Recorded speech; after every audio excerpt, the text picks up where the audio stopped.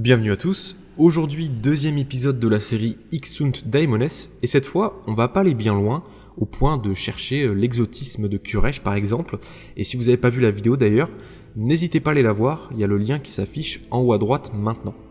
Dans cet épisode, on va parler d'un endroit relativement proche, dans le territoire de Kislev, sans que l'autorité y soit totale, faute des créatures qui y vivent, et de l'hostilité globale, on va pas se mentir, de cette région, j'ai cité le pays des trolls. Et avant que cette vidéo ne débute, aujourd'hui c'est la sortie des Umbeds sur mon site. Alors peut-être que vous avez pu suivre les diverses présentations du contenu qui allait arriver sur le site via Instagram où je communique assez massivement depuis le début de la mise à jour 3.0. Et ça continuera ainsi puisque demain je poste l'introduction à la prochaine faction à venir. Et après-demain, c'est déjà le nouveau concours pour encore une fois gagner un coffret personnalisable.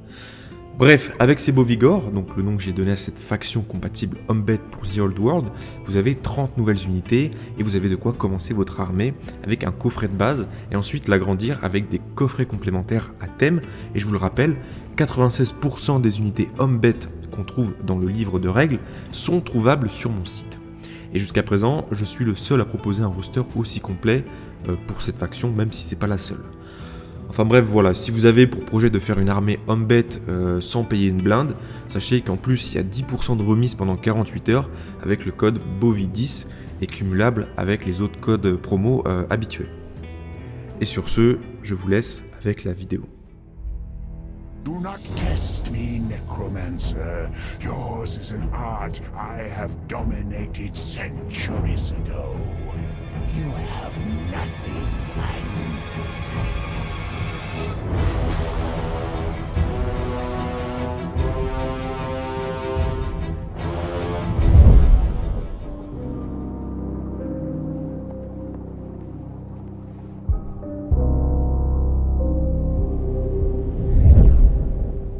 Les terres du pays des trolls sont à première vue inhospitalières pour la plupart des êtres vivants. Mais il semble, d'après les récits des voyageurs, que ce qui semble à première vue être un désert sans vie abrite tout de même de nombreux oiseaux et bêtes de moindre importance finalement. Les corbeaux se nourrissent en abondance de charognes, tout comme les autres rapaces comme l'aigle des glaces aux plumes enneigées ou encore la chouette nordique. Il y a également des renards, des rats, des loups et des ours qui ont trouvé quant à eux le moyen de survivre malgré qu'ils s'attaquent régulièrement les uns aux autres, et enfin des cerfs qui parcourent la toundra. Alors ces animaux ils représentent peu d'intérêt pour celui qui s'intéresse déjà aux divers animaux de l'Empire, parce qu'en fait ils diffèrent assez peu de leurs cousins du Sud, exception faite pour la coloration et quelques marques distinctives.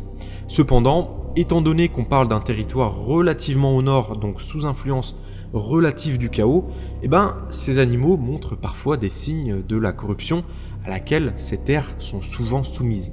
Il n'est pas rare de voir des renards à deux têtes et des lièvres carnivores et toutes sortes d'autres abominations qui peuvent être découvertes dans cet endroit perverti. Alors, même s'il existe des groupes humains et des lieux relativement connus dans ce territoire, ce n'est pas ce à quoi on va s'intéresser dans cet épisode, qui se veut non pas géographique ou cartographique, mais plutôt biologique, dans le sens où on se penche davantage sur les créatures et les animaux de cette région. Et d'ailleurs, en faisant mes recherches, j'ai trouvé pas mal d'éléments intéressants à évoquer sur cette région. Alors si ça vous intéresse, vous pourrez reprendre le format que j'avais fait à l'époque, le dessous des cartes, pour ceux qui se rappellent, et continuer cette série sur cette région. On pourrait faire un épisode complémentaire sur la région en y abordant un sujet différent.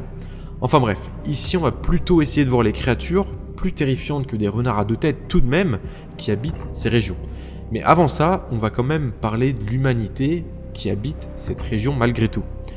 La population humaine du pays des trolls est majoritairement composée d'Ungol, donc littéralement les autochtones de Kislev, avant qu'ils soient repoussés vers l'ouest par les Gospodars, donc vers le pays des trolls d'un point de vue de Kislev, jusqu'à la mer des Griffes. Et cette population, elle reste majoritairement nomade, même s'il existe des petites communautés sédentarisées qui sont à l'inverse des Ungol, donc nomades et cibles d'assauts de pillards et de bandits. Bon, après on va pas se mentir, il y en a très peu, et c'est possible qu'un voyageur fasse plusieurs jours de marche avant de tomber sur une de ces colonies. Ici, la nationalité est en grande partie une question de choix. La plupart des Ungol et pratiquement tous les Gospodars se considèrent comme des Kislevites. Et dans ces communautés, tout le monde est le bienvenu, mais on ne se fait pas vraiment confiance entre les pillards du Nord et les bandits qui rôdent dans ces zones, un peu hors d'influence du pouvoir de Kislev. Au nord du pays des trolls, on retrouve des Norse qui vivent dans cette région toute l'année, plutôt que de se contenter de faire des raids, comme le font beaucoup les Sarls au nord-ouest du pays des trolls. Mais d'ailleurs, ceux-là ne sont pas les seuls Norse que l'on retrouve ici, puisque des clans de tribus Iceling et Bærsönlings peuvent également être trouvés respectivement au centre-nord pour les premiers et au nord-est pour les seconds. Alors évidemment, même si c'est une région qu'on pourrait caractériser de désolée, de désertique, il existe tout de même un panel important de créatures qui y vivent, de taille plus ou moins grande et d'intelligence plus ou moins variable. Bon, vous l'aurez compris, le pays des trolls ne tire pas son nom du hasard, puisque la bête qu'on retrouve le plus souvent là-bas, c'est évidemment le troll, sans grande surprise, cette créature un petit peu imbécile, en tout cas connue comme telle. Les trolls prolifèrent effectivement dans la région. Par contre, ça serait une erreur de penser que de simples trolls y vivent. En effet, vous le savez sans doute, il existe une grande variété de trolls à travers plusieurs sous-familles. Ceux-ci vont des trolls des mers, qu'on retrouve à l'ouest, sur les côtes de la mer des Griffes, aux trolls des rivières qui habitent près des fleuves, des tourbières ou des marécages, et on retrouve également des trolls des montagnes, des trolls de pierre, des trolls de glace, et enfin des trolls du chaos, qui sont complètement difformes, et donc très hideux d'ailleurs, qu'on appelle également trolls noirs d'après les chasseurs de ces terres.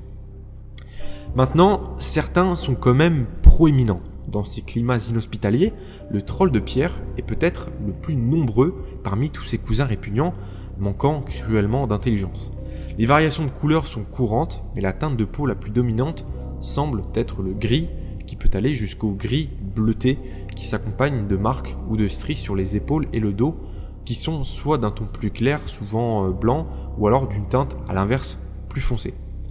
Par contre, c'est pas ça qui va les aider à se camoufler pendant la chasse, étant donné la puanteur nauséabonde qu'ils dégagent, et qui est davantage un moyen par lequel les individus sont reconnus par d'autres trolls.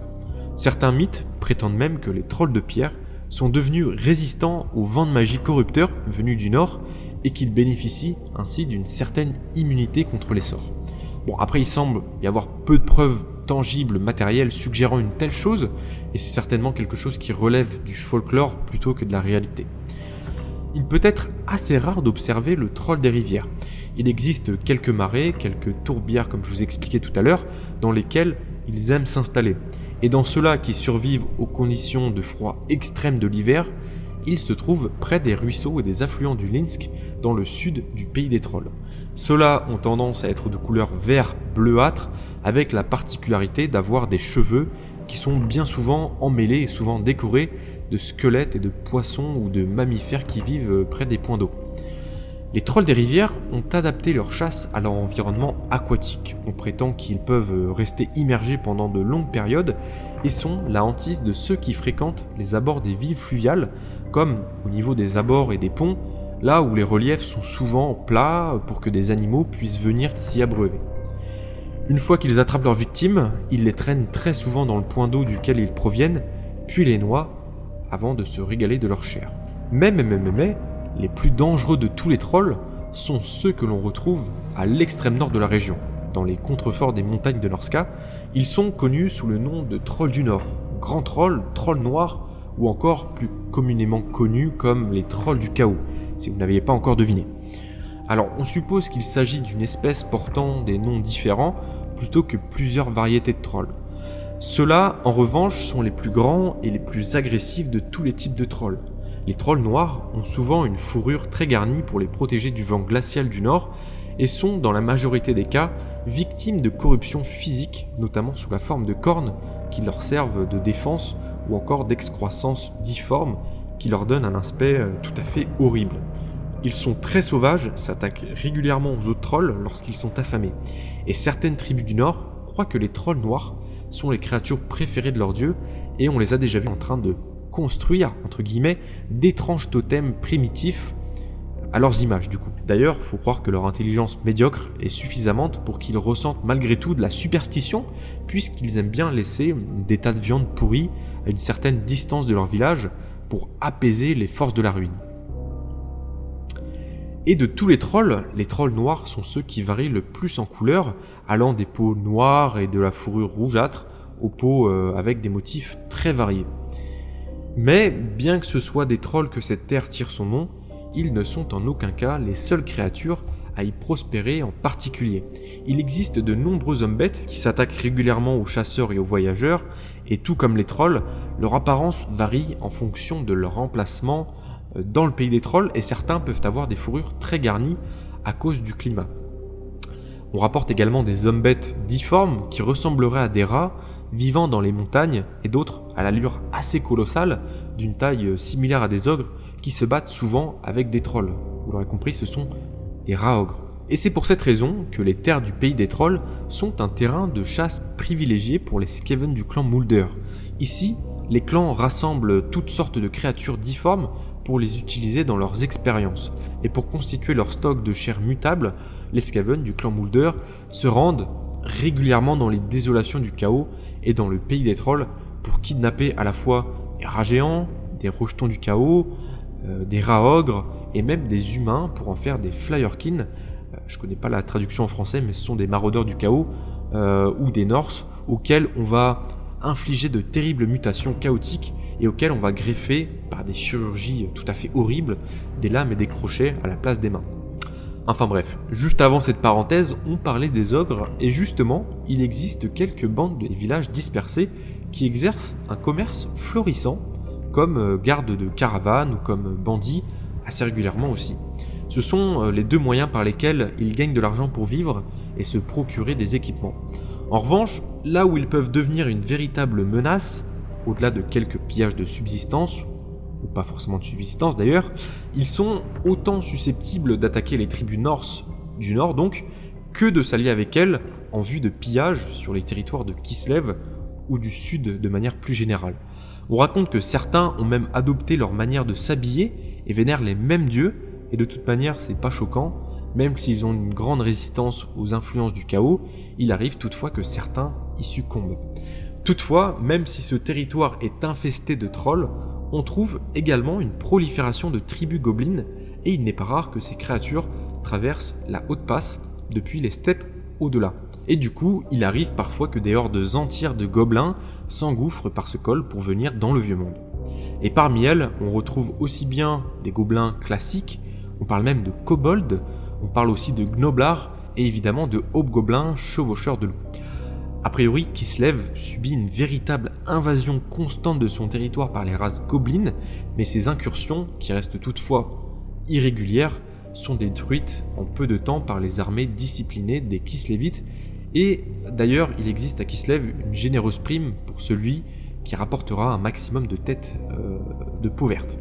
Cependant, les gobelins qui arrivent à passer entre les mailles du filet prospéreront difficilement dans l'environnement inhospitalier du pays des trolls.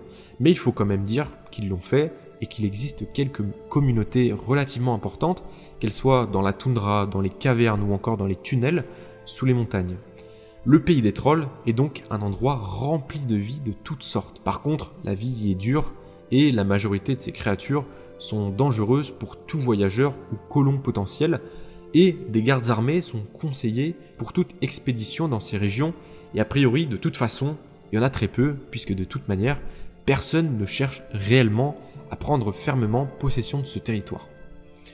Si vous voulez en savoir plus sur la région, faites-le moi savoir, on pourrait parler de la géographie du pays des trolls, qui est ma foi très intéressante, dans le prochain épisode. Sur ce, moi je vous laisse, et je vous dis à la prochaine. Ciao.